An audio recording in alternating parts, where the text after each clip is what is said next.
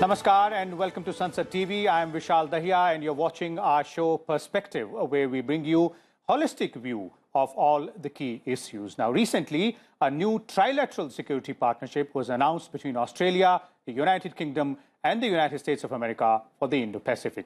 This new partnership is known as AUKUS. And today we're going to talk about this particular partnership. Now, the major highlight of this particular agreement is the sharing of US nuclear submarine technology with Australia. The first major initiative of AUKUS would be to deliver a nuclear-powered submarine fleet for Australia, thereby giving it a nuclear heft in the Pacific, where China has been particularly aggressive. Apart from this, AUKUS will also involve the sharing of cyber capabilities and other undersea technologies. Now, the alliance is considered to be most significant security arrangement between these three nations in the recent times. Meanwhile, their European allies have not been very happy about this new trilateral partnership. In fact, France has even ordered the recall of its ambassadors to Washington and Canberra. The European Union has also announced its own strategy to boost political and defense ties in the Indo Pacific. United States has meanwhile briefed India on the new trilateral pact, that is AUKUS, stressing that it will not detract from either the bilateral cooperation with New Delhi or multilateral ones like the Quad. So today, we will understand and analyze all aspects of AUKUS, and to do so, there are some main questions which we'll try and answer. Some of them are: why is AUKUS considered a significant security arrangement between the United States, the United Kingdom and Australia? Also, what was the need for this new trilateral partnership? Third one will be: how will AUKUS change the dynamics in the Indo-Pacific region? Also, an important question is: why are US, UK and Australia's European allies not happy with this new pact? And finally, what does AUKUS mean for India? And for more on this, we're joined by two distinguished experts. Let me first introduce them to you. Beginning with, we have with us Mr. Pramit Mal Chaudhary. He is Foreign Affairs Editor with Hindustan Times. We're also, in fact, joined by Mr. Michael Shoebridge. He is the Director of Defence Strategy and National Security at ASPI from Australia. Welcome, both of you gentlemen. Let me begin the discussion. Let me start with you only, Mr. Shoebridge. Let's first try and understand the basic question. That is, what was the need for this trilateral pact known as AUKUS? There are so many other agreements, there are so many platforms which already exist, and wherein countries like Australia, United Kingdom and United States of America are members. Why have another one? Well, you're right, Vishal. We're members of that really close Five Eyes intelligence partnership, for example. But really, the reason for this new trilateral arrangement is about what you mentioned at the start. It's about sharing nuclear submarine technologies so that Australia can become one of the very small number of nuclear submarine operating nations in the world, joining India. And if Brazil succeeds with their nuclear submarine program, this would make Australia the 8th operator of these submarines. So we couldn't have done that under the existing other alliance arrangements we have with the US and UK, because nuclear sharing has been kept in a very tight partnership between the UK and US. That's what this new trilateral is about. But as you mentioned, it's more than that. The nuclear submarines won't turn up for some time. And before then, there's a real capability acceleration as part of this trilateral. Okay. Just the capability part out there, and specifically the nuclear capability. Pramit, would you agree with what Mr. Michael Shoebridge is pointing out, that this is a strategic alliance? And in terms of why the need for having AUKUS in the first place? Well, let me put it this way. If you see, I would argue that one thing the world has to recognize now is the remarkable single-mindedness of the United States and the Biden administration on countering China, not only in just military, but in especially technological areas.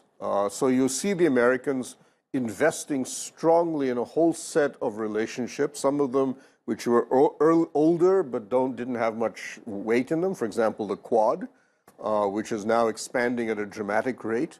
You had AUKUS, you had the Japan-Taiwan new defense relationship, which has a dotted line to the United States. You've seen them rebuild the so-called VFA agreement with the Philippines. You're seeing them woo the Vietnam and some of the members of ASEAN. You're seeing the Americans build an entire new infrastructure around the Indo Pacific, and withdrawing from Afghanistan is also part of that same story, that this is not part of the Indo Pacific, and America's wasting $40 billion a year, which needs to be redeployed to China. Okay. So you're seeing a whole set of front, and that's just military and diplomatic stuff. But keep in mind, and I think if you look at the AUKUS statement that was issued by the White House and by the other two governments, it's not just the nuclear-powered submarine part of it is obviously the core, but it says we also have to work together on artificial intelligence, quantum technology, so on and so forth, all of which are now going to be part of the Quad as well. We're going to see announcements, further work on cybersecurity, semiconductors, and so on, because they know that in the 21st century battle with China, it's going to be about these core technologies. Okay. And that's really what you're starting to see. AUKUS is part of, I think, a larger picture that's built around this. Okay. Since you mentioned China, I'll take that to Mr. Michael Shoebridge here. Mr. Shoebridge, two aspects in terms of looking at it strategically. One, obviously, with Australia getting that nuclear submarine, there will be a lot of heft for Australia vis-a-vis China. And China is something which, as Pramit also mentioned, we're looking at the other aspects, that's cybersecurity. So the analysts are pointing out that this is more of a China-centric move by these three nations. Do you agree? Absolutely. The reason that Australia shifted its long-standing policy against having nuclear submarines, and that the UK and US governments shifted their long-standing policy to only share that technology with each other, is we've come to a common assessment around the systemic challenge from China. And it requires this much tighter, accelerated capability trilateral. And Pramod is quite right. It's really as much a digital trilateral arrangement as it is a nuclear submarine one. And I think he's right to point that out, because the speed of change in the digital world is rapid enough that a lot of the capability improvements and a lot of the increased deterrence of China will come out of the digital parts of this arrangement. And that will add power and capability into the other partnerships that the Australians and US are in as well, and notably the Quad. So it's about this idea of minilaterals, complementary minilaterals that enable each other. And you don't have to be a member of all of them to benefit from their interlocking power. Okay, but if that's the case, Mr. Shoebridge, why are your European allies not happy about it? In fact, very strong reactions have come in from some of your European allies, specifically France. If you look at recalling ambassador, is in fact a very strong step when we talk about dealing between the allies, and that too, long-standing allies. Yes, well, you're right. Well, I think there are two reasons there. The first one is this was a $90 billion submarine contract that Australia had with the French, or it was going to be $90 billion, was being added in a series of dates along the way. So it's an enormous economic impact for the French economy. But I think more importantly, the French had made a decision to really broaden and deepen the strategic partnership with Australia. And they just announced that together with our Defence and Foreign Minister at the end of August. So the timing of this announcement was a deep shock and a reverse to the real strengthening dynamic of the French-Australian relationship. And then, of course, it's natural that France's European Union partners would like to support their EU member state in expressing their concern. So we're seeing a reverse in EU and French engagement with Australia. But I think the bigger picture here all goes back to China. Just last week, the EU released its own Indo Pacific strategy, and that has a pretty common assessment of China as a systemic challenge, just as the Quad members and this AUKUS trilateral have the same assessment. So I think the bigger picture is policy convergence on China, despite this setback. Okay. Pramit, would you agree to those two, stipulations made by Mr. Shoebridge when we're talking about, the European allies of Australia, United Kingdom, and United States of America reacting adversely to the AUKUS trilateral partnership. One is, in terms of France, it's just the economic question. And two, there is a convergence of the strategy and policy when we are talking about, China-centric steps being taken, be it AUKUS or the announcement made by European Union. Yeah, I think I just add a third item for reason for France's move was that they're going for elections. And I think Macron felt that he needed to, I mean, in France is an extraordinarily strong executive. Their presidential election really is all that matters. And I think he felt the need to show a degree of response, a strong response to what was effectively a humiliation for him on the domestic front. I would agree with you that pulling back recalling the ambassadors is slightly ludicrous. When India and China had their soldiers die in Galwan Valley, killing each other, we did not recall our ambassadors. In fact, the only country I think India has ever recalled its ambassador from is Pakistan, and normally because Pakistan has thrown out our ambassador, not because of anything else. But that's I think, the way the French are responding. But I think that the question, I think I fully agree with him, that ultimately, with Mr. Shoebridge, that ultimately France will stabilize itself back into its original Indo-Pacific position. You see, the Indo-Pacific policy of France, if you wish, had actually two core elements in many ways. One was the Australian nuclear submarine deal. The other was the arms deals with India, which included the Rafale deal, which has gone through. But keep in mind that France has also been offering us the same submarine. And in fact, if Prime Minister Modi had gone to the G7 summit in London physically, as he was planning to, until we were caught in our COVID second wave, on the return trip, he was supposed to drop by Toulon in France and see the launch of the latest Barracuda class submarine from France, a nuclear propulsion one. Okay. So, many ways for France, it's interesting for India because now we are the heart of their Indo-Pacific strategy.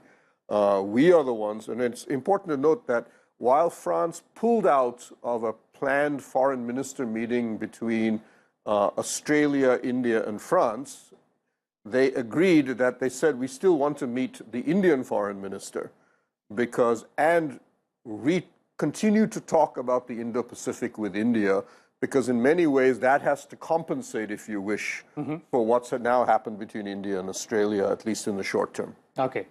Now, Mr. Shoebridge, now that we're talking about the allies, one more question before we move on to the next aspect of this issue is, why leave out New Zealand?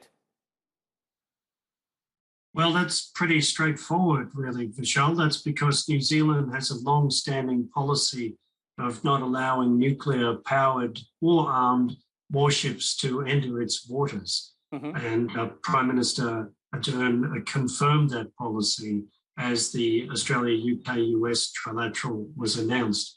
And I think it all comes back to another point beyond that, which is out of the Five Eyes, neither Canada nor New Zealand has expressed any interest in obtaining nuclear submarines. So there would be little point in extending a nuclear sharing arrangement to either of those countries. Okay. That's quite fair enough if you're looking at the policies of those two countries. But does that justify the original question which I was asking, Pramit? You have an arrangement where there are 5 nations part of it, Five Eyes, wherein Canada and New Zealand is also part. Then there is NATO arrangement as well. Then you're looking at other forums like Quad, wherein Australia and United States are part. So again, the question is it not a sort of a repetition? Not really, because keep in mind, officially the Quad has no security element to it. That's the first keep in mind. It is at present, it downplays what is a implicit understanding between the four. But there is no military relationship between official military relationship between the 4 countries. So if you look at the Western Pacific, you realize that it's essentially the non-Chinese security structure is 4 American bilateral military alliances: Japan, South Korea, Indonesia, and Australia. or ANZUS, including New Zealand in a way. But it doesn't have any multilateral structure, right? Japan is not committed to defending South Korea. South Korea is not committed to defending Australia. It's just all a hub and spoke system. And it's partly because these countries don't like each other. South Korea and Japan are just impossible to work together on anything. Okay. And the geographical distances. Australia is looking at South Korea and saying that's a little too far away for us. So in many ways, you've always had a very weak multilateral structure on the security side. And America is now, I would argue, as I said, trying to build up, as Mr. Shoebridge said, minilateral structures. Partly because of the sheer size of the Indo Pacific, it's really hard to build a NATO. I mean, NATO really is still focused around one little chunk of land in Western Europe, which is the size of Western Australia by itself. But the Indo Pacific is too huge for any military alliance. So you have to build up these structures. So you're starting to see that come together. The Quad, in many ways, is the most impressive because of the sheer geographical spread of these four countries. But let's be frank, India cannot mobilize armies to defend Japan. It's simply too far away. We don't have the capacity. Japan can never come to our defense with its navy because it's simply too far away. So this is why things like AUKUS are going to now slowly come to play, because you don't have any real giant military structure. People say NATO, but it's impossible to build a NATO in the Indo-Pacific at present. Okay, so the multilateral platforms, multilateral forums, which we were earlier talking about as well. Now let's come to the moot question, the main important question from India's perspective there as well. And before I come to you, I'll bring in Mr. Shoebridge here as well. Mr. Shoebridge, from Australia's perspective and from the perspective of these three partners in the AUKUS trilateral partnership, what would you like to tell India in terms of what is in it for us? I'd like to tell India that this really strengthens the Quad and gives more weight to important partners India has in the military balance in the Indo-Pacific. So it's a huge enabler that's directly a positive for Indian security. And the more rapid progress that the Australians, the US and UK make on accelerating some of these powerful new capabilities into national security use, whether it's AI, cyber, quantum or advanced missiles, the better partners we will be and the more opportunities there are to cooperate with our Indian partner. How will this, a new trilateral partnership impact the other, multilateral forum, which is there, which exists, which is Quad? And the reason why I'm asking is because both Australia and India are part of that as well. Oh, yes. So I think that this trilateral is a wholly positive thing for the Quad because it will increase the capabilities of the US and Australia, and it will add to the positive military balance in the Indo-Pacific, which is wholly in India's interest, and also accelerating capabilities like cyber, artificial intelligence, quantum and advanced missiles as useful capabilities for the Australian and US Quad partners also opens up opportunities for cooperation in those areas with the Quad members of India and Japan. So it's a powerful enabler of the Quad partnership. Okay. Pramit, the same question to you and a more elaborate one if we look at it from our interests, from India's interests, from India's angle, although the United States had, assured us that it will not impact the bilateral relationship as well as the multilateral relationships which are already there in place. How do you look at this new grouping? They are focused on Indo-Pacific and China-centric as well. Two aspects which are really important for India. Yeah, I mean, I think anything that benefits, should we say, the multilateral structure opposed to China is a net strategic positive for India. And I think the fact that China reacted so angrily against the AUKUS is a perfect sign that this is good for India. And it's noticeable that Australia informed us about the AUKUS before it was announced, but they didn't bother to tell France, which is a clear sign of where these type of relationships are going. And you can see India was said that we don't have an issue with AUKUS. So overall, yes, we're happy with this idea of building these type of relationships. Second, I think this is going to be interesting, I think, as far as our relationship with France is concerned, because India is still looking for nuclear propulsion for nuclear attack submarines. We have the Russian technology for our nuclear ballistic missile submarines, but that's a different type of technology and a different type of submarine. We don't yet have nuclear propulsion for attack submarines. And we have been looking at some of these countries. If France is now looking at America and saying, you are prepared to give that technology to Australia, I think India would be very happy if France came to us, and I have a suspicion that may be happening very soon, and saying, well, given all of this, perhaps we now are prepared to give it to you, because that would fill in a huge gap in our own naval capacity. Okay. How will this change the dynamics in the Indo Pacific region specifically? Because that is an area where not only AUKUS is focused upon, but even we are more concerned about. And if we look at the other partnerships, the Quad as well, not the security paradigm, it is from a development perspective, but from the security angle. How do you think the geopolitical dynamics will change here? See, the game is going to be, as I said, we're starting to see these little mini-laterals start to pop up. What is interesting about all of them, including the Quad and AUKUS, is all of them say we can add more members later. They all have a line saying we are prepared to partner with other countries. So we're already looking at a whole set of different Quad plus arrangements in technology. So if we're going to do semiconductors with the Quad, we have to bring in Taiwan and South Korea. If we're going to have to do pharma, we're even looking as far afield as Israel. And so on and so forth. But the AUKUS, if you look at the statement, it also says we are prepared to consider adding more partners to this. The real story is going to be when these minilaterals start to connect with each other over time.